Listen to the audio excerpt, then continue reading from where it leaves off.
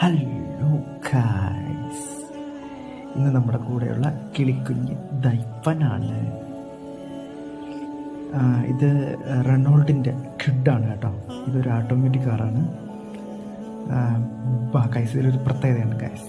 ഓ come on, ഇതിൽ ഗിയറില്ല guys, ഇതിൽ ഗിയറില്ല guys. കണ്ടോ, ഇതിൽ ഗിയർ പറഞ്ഞത് ഇതോ ഇവിടെയാണ് കേട്ടോ. ഇവിടെയാണ് ഇതിൻ്റെ ഗിയർ വരുന്നത്.